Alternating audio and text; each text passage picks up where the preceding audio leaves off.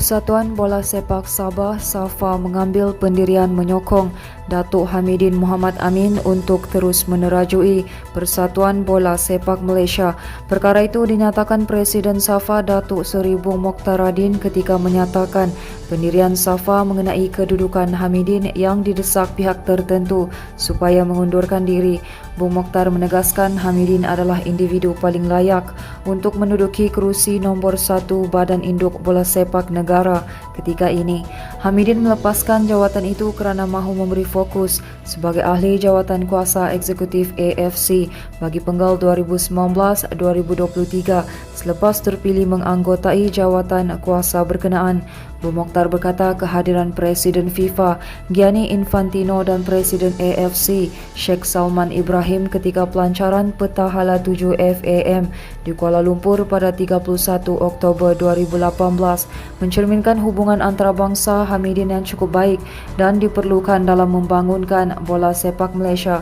Bung Mokhtar dan juga Timbalan Ketua Menteri Sabah berkata Hamidin memiliki kredibiliti yang diperlukan sebagai seorang presiden dan tidak timbul keluhan yang FAM kini dipimpin oleh individu yang tidak memahami bola sepak, memandangkan beliau seorang berpengalaman luas 30 tahun dalam sukan berkenaan.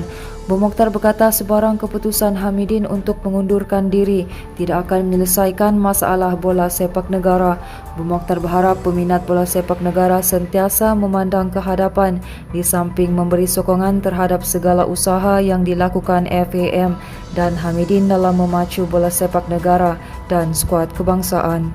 Sementara itu, Persatuan Teksi Seluruh Sabah memohon Lembaga Pelesenan Kenderaan Perdagangan LPKP supaya membenarkan teksi bermita beroperasi di semua lapangan terbang di negeri ini.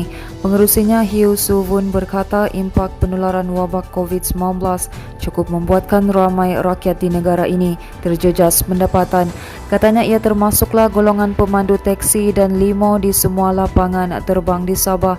Hiu berkata pihak Persatuan Teksi Seluruh Sabah berharap LPKP Sabah akan dapat mempertimbangkan permintaan mereka kali ini. Menurut Hiu, ini akan mewujudkan satu situasi menang-menang kepada pemandu teksi bermita dan pengusaha limo lapangan terbang yang turut berdepan dengan masalah penumpang berkurangan walaupun di kawasan tumpuan seperti lapangan terbang. Manakala dua mangsa hilang selepas bot yang dinaiki terkena letupan bom ikan dalam kejadian di perairan Pulau Tatagan sempurna semalam. Jurucakap Pusat Gerakan Operasi Jabatan Bomba dan Penyelamat Malaysia Sabah berkata pihaknya menerima panggilan berhubung kejadian itu pada jam 10.34 pagi tadi. Katanya Balai Bomba dan Penyelamat Sempurna menerima panggilan kecemasan daripada polis mengenai sebuah bot terkena letupan bom ikan. Jelasnya menurut maklumat saksi, kejadian berlaku semalam dan terdapat dua mangsa terlibat masih belum ditemui.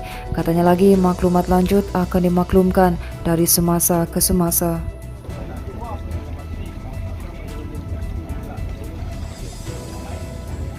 Pantang maut sebelum ajal. Seorang warga emas nyaris maut selepas diserang buaya dalam kejadian di Kampung Rancangan Silabukan peringkat 4 Lahad Datu semalam. Bagaimanapun dalam kejadian jam 4 petang itu, lelaki berusia 70 tahun itu mengalami parah di kaki, tangan dan perut selepas berjaya melepaskan diri dari gigitan buaya berkenaan. Ketua Polis Daerah Lahad Datu, Asisten Komisioner Rohan Shah Ahmad berkata, siasatan awal mendapati mangsa bersama isteri dan 5 lagi rakan sekampung pergi ke tepi sungai untuk mencari lokan. Bagaimanapun katanya seekor buaya tiba-tiba muncul di tepi sungai berkenaan dan terus membaham kaki mangsa terbabit.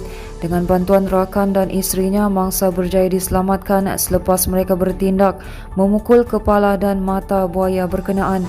Akibat kejadian itu, warga emas terbabit yang mengalami kecederaan terus dibawa ke Hospital Lahad Datu untuk mendapatkan rawatan. Rohan berkata warga emas berkenaan kini dilaporkan berada dalam keadaan stabil. Sehubungan itu, Rohan menasihati orang ramai dan penduduk setempat supaya sentiasa menjaga keselamatan dan berwaspada dengan ancaman buaya ketika berada di sungai.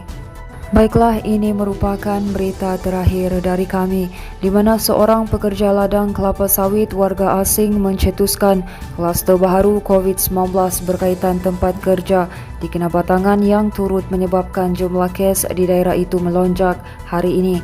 Jurucakap Perkembangan Harian COVID-19 Sabah, Datuk Seri Masri Manjun berkata, kluster Sungai Terayun itu merekodkan sebanyak 25 kes baharu hari ini. Katanya hanya satu jangkitan bukan berpunca daripada kluster berkenaan dilaporkan di Kinabatangan, menjadikan jumlah keseluruhan kes di daerah itu sebanyak 26 kes hari ini berbanding hanya satu kes malam. Secara keseluruhan jumlah kes harian COVID-19 hari ini bertambah 27 kes kepada 280 kes berbanding 253 yang dilaporkan semalam. Teruskan bersama kami di asoka.com, berita komprehensif.